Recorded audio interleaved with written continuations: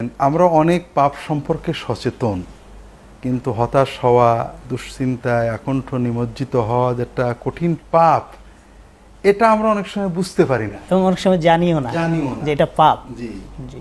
আল্লাহ তাআলা কোরআন কারিমে বলেছেন, আশ-শায়তানু ইয়াইদুকুমুল ফাকরা ওয়া ইয়া'মুরুকুম বিল ফাহশা ওয়াল্লাহু ইয়াইদুকুম মাগফিরাতাম মিনহু ওয়া ফাদলা ওয়াল্লাহু ওয়াসিউন আলিম।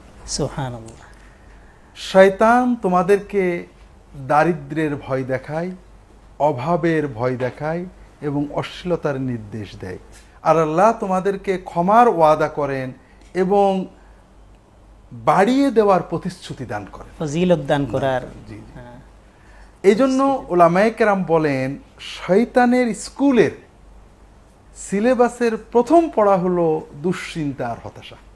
কারণ শয়তানের প্রথম শিক্ষা হলো কি হবে, বিপদ হবে, এই যে ভবিষ্যৎকে নিয়ে উৎকণ্ঠিত হওয়া। শয়তান তোমাদেরকে দারিদ্র অভাবের ভয় দেখায়, অর্থাৎ ভবিষ্যতে তুমি বিপদগ্রস্ত হবে, হয়তো এই হবে, এটা হবে, কি হবে, কি, এই যে দুশ্চিন্তা, এই পথ দিয়ে শয়তান প্রথম ঢুকতে শুরু করে, অর্থাৎ যা হবে না তা নিয়েও দুশ্চিন্তা মাথায় ঢুকিয়ে দেয়। তাহলে শয়তানের স্কুলের, শয়তানের পাঠশালার প্রথম পাঠ হলো হতাশা, দুশ্চিন্তা। আর এর বিপরীতে আল্লাহ তাআলা শেখালেন কি? আল্লাহ তাআলা তোমাদেরকে দুটো জিনিসের প্রতিশ্রুতি দিচ্ছেন। একটা ক্ষমা, অর্থাৎ অতীতের পাপ নিয়ে দুশ্চিন্তা করো না, হতাশ হও না যে আমি আর হয়তো পারবো না, কি হবে আমার। আল্লাহ ক্ষমার ওয়াদা করছেন, তুমি ক্ষমার পথে এগো, আল্লাহ ক্ষমা পেয়ে যাবে। আর ফদলাম মিন মাগফিরাতাম মিনহু ওয়া ফাদলা, এবং আল্লাহ তাআলা মেহেরবানি, দয়া, বৃদ্ধি তোমাদেরকে দেবেন। অর্থাৎ তোমরা দারিদ্র্যের ভয় করো না, এটা ভয় করো না যে আমার অতীত খারাপ অথবা এখন ভালো আছি, বরং আল্লাহ ওয়াদা করছেন তোমাদেরকে বাড়াবেন। কাজে সেই ওয়াদার উপর আস্থা আনো, হতাশা থেকে, দুশ্চিন্তা থেকে মনটাকে মুক্ত করো এবং অতীতের ভুলের জন্য ক্ষমা প্রার্থনা করো। তো এভাবে আমরা দেখছি যে অন্যান্য বিভিন্ন হাদিসে এসেছে, আমরা আল্লাহ তাআলা তৌফিক দিলে আলোচনা করব।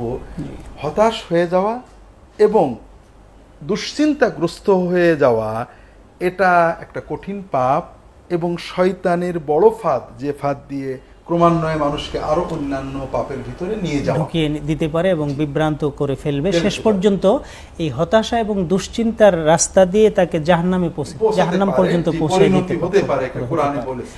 হ্যাঁ, কারণ এটা তো কুফরি। জি। এক পর্যায়ে আমরা দেখব যে হতাশা কি করতে পারে, হতাশা কেন হয়। জি।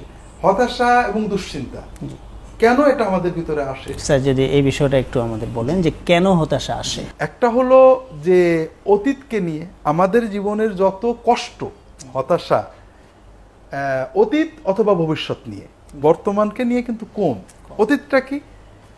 আমরা জীবনের অতীতে, প্রতিটি মানুষের জীবনে অনেক না পাওয়ার আশা থাকে, অ্যাম্বিশন থাকে, এগুলো আমাদের না পাওয়ার কিছু ব্যথা আছে, ওইগুলো বারবার চিন্তা করি, ওইটা হয়নি, ওইটা হয়নি, কি আর হলো, এই যদি হতো তাহলে এই হতো, এই হয়নি বলে এই হলো না, আমি আর কি বল, আমার জীবনের দাম কি আছে, অমুক এই পেয়েছে, তমুক এই পেয়েছে, সবই শেষ হয়ে গেল, সবই শেষ হয়ে গেল।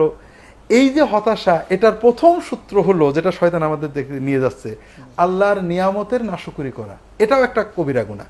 অর্থাৎ আল্লাহ আমাকে কি দিয়েছেন এটা মোটেও মনে না রেখে, কি দেননি, আমার স্ত্রীটা ভালো না, আমার স্বামীটা ভালো না, আমার চাকরিটা ভালো না, আমার ছেলেটা ভালো না, আমার বাড়িটা ভালো না।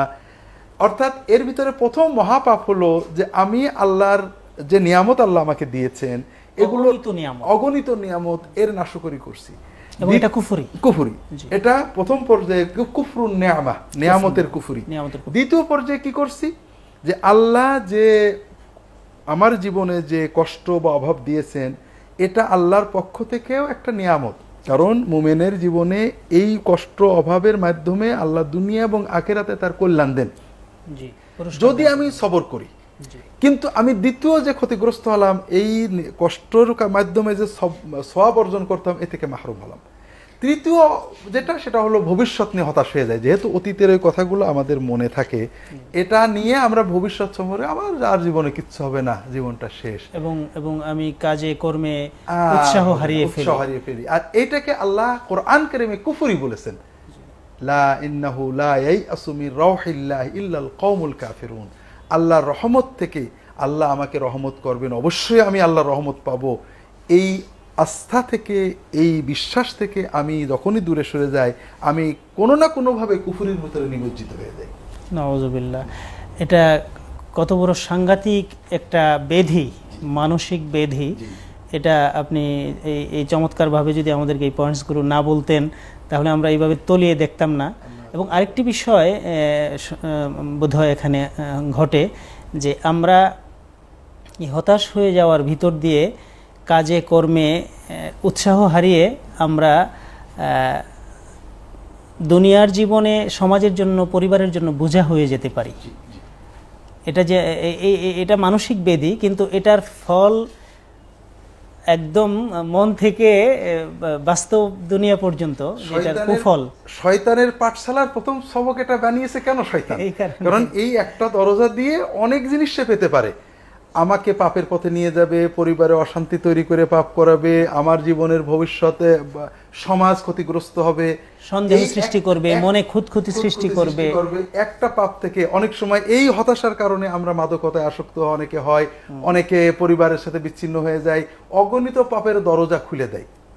এই হতাশা বন্ধের যদি যে আল্লাহ এবং তার রাসূল সাল্লাল্লাহু আলাইহি ওয়াসাল্লামের পথ এটা আমরা অনুসরণ না করি, তাহলে আমরা এই শয়তানের ক্রমান্বয়ে আমরা নিমজ্জিত হতে থাকবো পাপের গহ্বরে। স্যার, এই পর্যায়ে আপনার কাছে আমরা জানতে চাইব যে হতাশা এবং দুশ্চিন্তার পরিণতিগুলো দুনিয়া এবং আখিরাতে যে কঠিন পরিণতি হবে এ সম্পর্কে যদি কোরআন এবং সুন্নাহর আলোকে আমাদেরকে আরো কিছু ধারণা দিতেন। আসলে হতাশা এবং দুশ্চিন্তা থেকে মুক্ত হওয়ার যে মাসনুন পদ্ধতি কোরআন এবং সুন্নাহ আমাদেরকে নির্দেশ করেছে, এটা যদি আমরা অনুসরণ না করি তাহলে এর পরিণতি ভয়াবহ।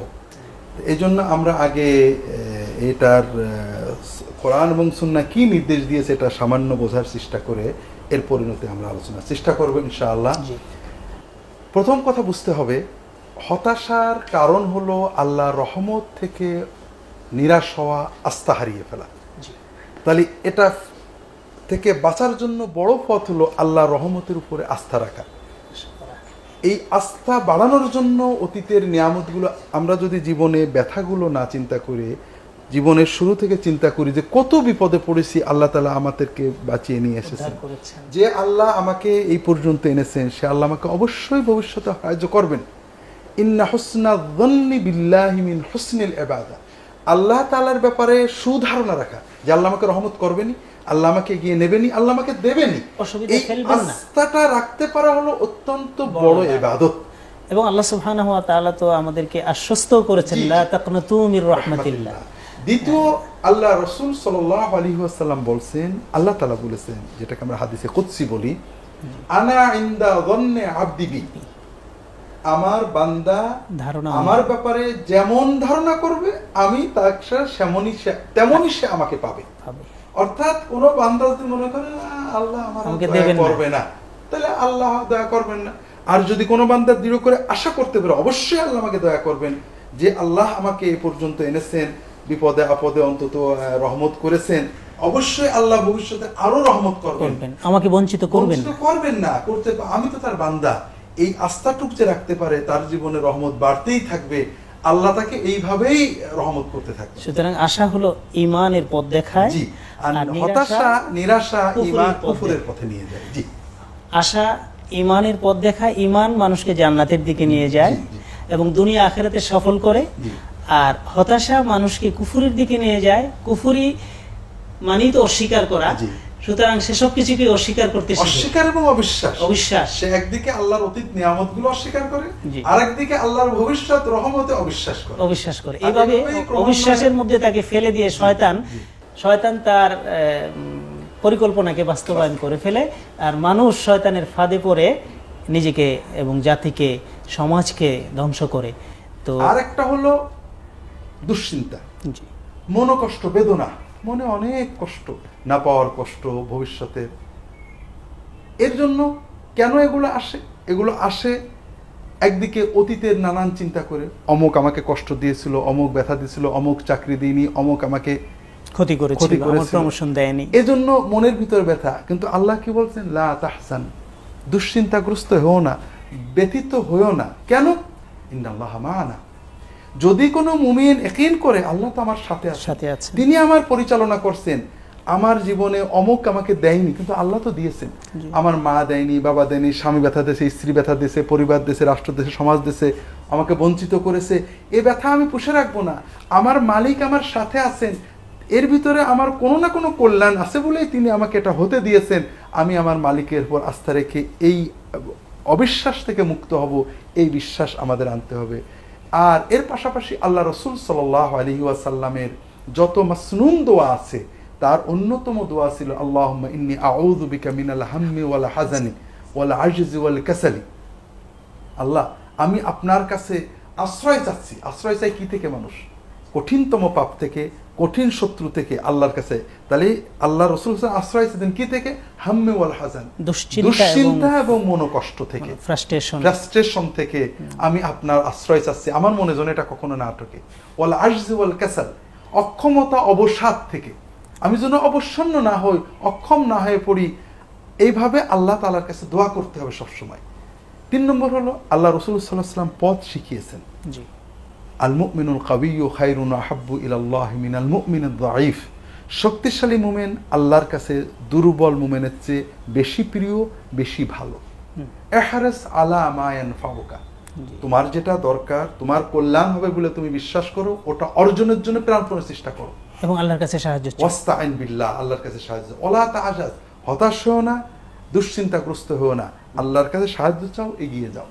ফাইন আসাবাকা শাইউন, যদি তোমার এই তুমি চেষ্টা করছো কিন্তু আশানুরূপ ফল পেলে না, ব্যর্থ হলে, ফেল করেছো, তুমি ক্ষতিগ্রস্ত হয়েছো, ব্যবসা নষ্ট হয়ে গেছে, চেষ্টা করেছিলে হয়নি, ফেল করেছো, যে কোনো রকমের আশার বিপরীত যদি ফল ঘটে, ফালা তাকুল্লাহ, তুমি খবরদার অতীতকে নিয়ে হতাশা প্রকাশ করো না। যদি এইটা করতাম তাহলে এইটা হতো, এইটা না করলে হয়তো এইটা হতো না।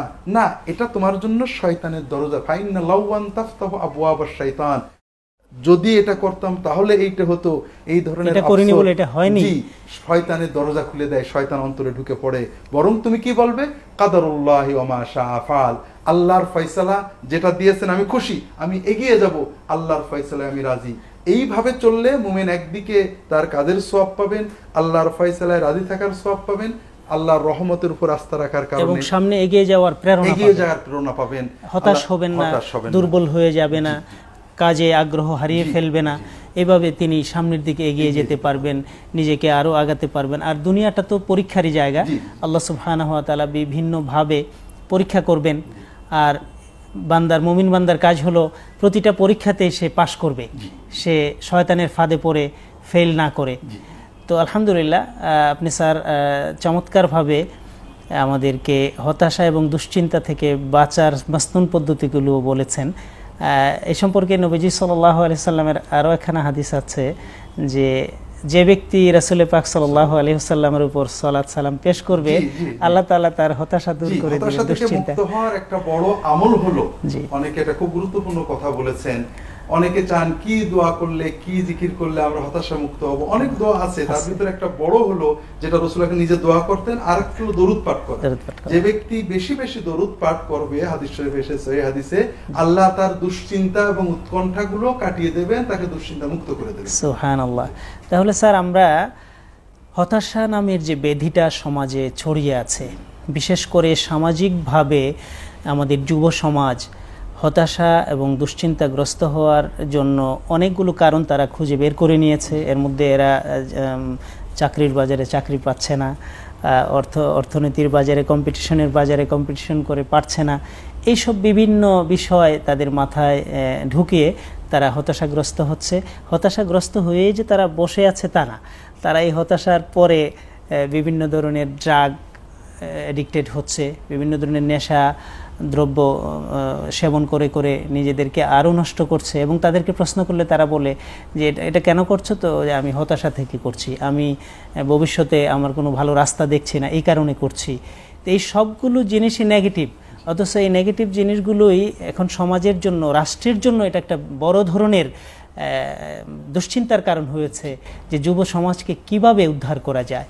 আর যুব সমাজকে উদ্ধার করার যে রাস্তাগুলো বর্তমান সমাজ, রাষ্ট্র এবং আন্তর্জাতিকভাবে নেওয়া হয়েছে, এর কোনোটাতেই মনস্তাত্ত্বিক চিকিৎসার ব্যবস্থাটা নাই। বরং যে চিকিৎসাগুলো মনস্তাত্ত্বিক চিকিৎসার নামে দেওয়া হচ্ছে সেই চিকিৎসাগুলো আসলে শয়তানেরই আর একটা ফাঁদ, যে কারণে ইসলাম আজকে আপনি যে চমৎকারভাবে এই মনস্তাত্ত্বিক চিকিৎসার ব্যাপারটি তুলে ধরলেন এবং এর থেকে পরিত্রাণের উপায় তুলে ধরলেন, এটা যদি আমাদের সমাজ, আমাদের যুব সমাজ, আমাদের সকল মানুষ গ্রহণ করতে পারে তাহলে নিশ্চয়ই দুনিয়া এবং আখিরাতে কামিয়াবি হাসিল করতে পারবে বলে আমরা বিশ্বাস করি। স্যার, আপনি এত চমৎকার করে আমাদেরকে এই বিষয়গুলো বললেন।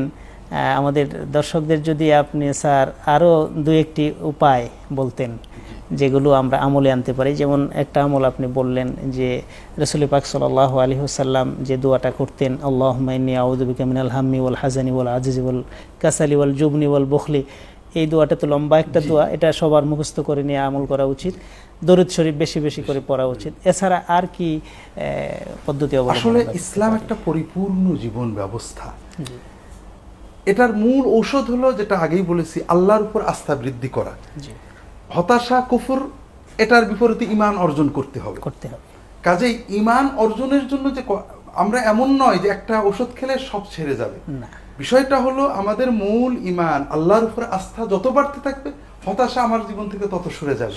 শত বিপদে আমি হতাশ হব না, কারণ আমি তো জানি আমার আল্লাহ আমার সাথে আছেন। এবং আরেকটা স্যার, আপনি তো নিশ্চয়ই এটা বলবেন যে রাসূল পাক সাল্লাল্লাহু আলাইহি ওয়াসাল্লাম হাদিস থেকে আমরা জানতে পেরেছি যে মুমিন বান্দা শুধু মুমিন হওয়ার কারণে, মুমিন বান্দা পথ চলতে যদি কোনো হুচট খেয়েও ব্যথা পায় তবুও আল্লাহ তাআলা ঈমানের কারণে তাকে জাযা দান করেন।